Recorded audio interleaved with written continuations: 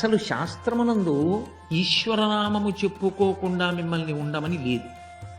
ఏ ఒక్క నిమిషము కూడా నామము చెప్పకుండా నీ జీవితాన్ని గడుపు అని శాస్త్రాలు చెప్పలేదు. కాబట్టి యథార్థమునకు శౌచమన్న మాట కూడా లేదు నామం విషయంలో. కానీ కొన్ని నామాలు ఉన్నాయి లోకంలో, సహస్రనామాలు అవి కూడా. కానీ వాటికి మళ్ళీ గురుముఖత ఉపదేశం ఉండాలి. లలితా సహస్రనామం ఉందనుకోండి, యథార్థంగా మాట్లాడాలి అంటే లలితా సహస్రనామం గురుముఖత ఉపదేశం పొందకుండా చదవకూడదు. ఎందుకు చదవకూడదు అంటే నేను అనేక పర్యాయాలు చెప్పాను. అయ్యప్ప స్వామి దేవస్థానం కాకినాడలో నేను దాని గురించి మాట్లాడేటప్పుడు చెప్పాను. లలితా సహస్రాన్ని ఎక్కడ ఆపాలో అక్కడ ఆపకపోతే అనుష్ఠుప్ ఛందస్సు అలవాటై 16 అక్షరాల నామాన్ని చెప్పేటప్పుడు మీరు 4 అక్షరాల దగ్గర కానీ 8 అక్షరాల దగ్గర కానీ ఊపిరి తీయడం కానీ నామాన్ని విరవడం కానీ చేస్తే పూర్తి వ్యతిరేకార్థం వస్తుంది. అందులో చెప్పినది ఒక అర్థమైతే పూర్తి వ్యతిరేకమైనటువంటి అర్థం వస్తుంది. నాకు దానికి ఉదాహరణ నా నోటితో ఇంత పవిత్రమైన వేదిక మీద కూర్చుని చెప్పడం ఇష్టం లేక నేను చెప్పట్లేదు తప్ప. ఒక 16 అక్షరాల నామం అందులో ఉందనుకోండి, ఆ 16 అక్షరాల నామాన్ని మీరు మధ్యలో ఎక్కడా ఆపకుండా విరవకుండా చదవాలి. అన్నీ 16 అక్షరాల నామాలే ఉన్నాయనుకోండి, ఇబ్బంది లేదు, ఒకలా చదవడం వచ్చేస్తుంది.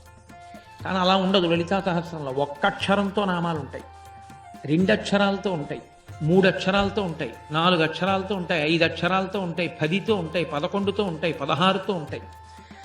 కాబట్టి మీరు ఎన్ని అక్షరాల దగ్గర నామాన్ని విరవవలసి ఉంటుంది అన్నది మీకు తెలియాలి. తెలియకుండా లోకంలో అనుష్ఠుప్ ఛందస్సు యొక్క వ్యవహారం ఎక్కువగా ఉంటుంది. ఉన్న మీదట 8 అక్షరాల దగ్గర ఆపడానికి అలవాటు పడిపోతూ ఉంటారు. లలితా సహస్రాన్ని కానీ అలా చదవడం అలవాటు చేసుకుంటే కొన్నాళ్ళు పోయిన తర్వాత అమ్మవారి ఆగ్రహానికి లోనవుతారు. కారణం ఏంటంటే అదే పనిగా కూర్చుని వ్యతిరేకార్థంలో మాట్లాడితే అది స్తోత్రం చేయడం మాట దేవుడెరుగు, అమ్మవారిని నింద చేయడం కింద పెడుతుంది.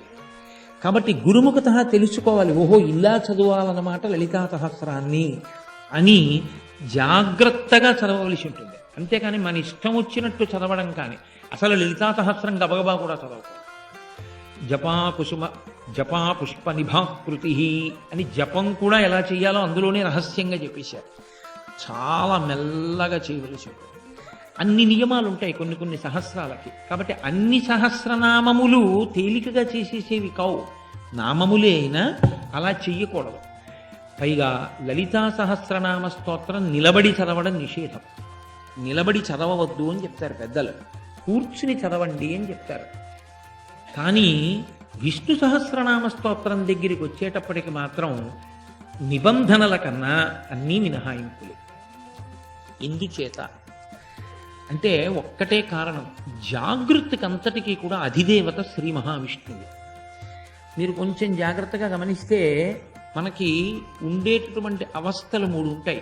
ఈ 3 అవస్థల్లో 2 అవస్థల్ని దగ్గరి చేస్తుంది. ఉపాసనలో 2 కింద చేసి ఒక 2 అవస్థల్ని ఒక పక్కన పెట్టి ఒక అవస్థని వేరు చేస్తారు. జాగ్రత్త, స్వప్న, సుషుప్తి అని 3 ఉంటాయి. జాగృత్ అంటే ఇంద్రియములు పనిచేస్తే జాగృత్ అంటారు.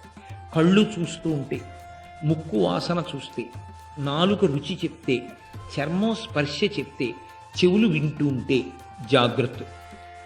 నేను పడుకుందాం అని వెళ్ళి పడుకున్నాను అనుకోండి, ఇంకా నేను గాఢమైన నిద్రలోకి ఇంకా వెళ్ళిపోలేదు, కానీ మనసు ఇంద్రియములను వెనక్కి లాగేసి కలకండం మొదలు పెడుతుంది.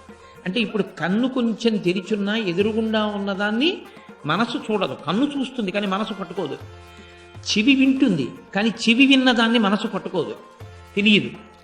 గాఢ నిద్రలో ఉన్నాడా, లేడు, ఇంకా కలకంటున్నాడంటే మనసు తెలివిగా ఉంది ఇంకాను.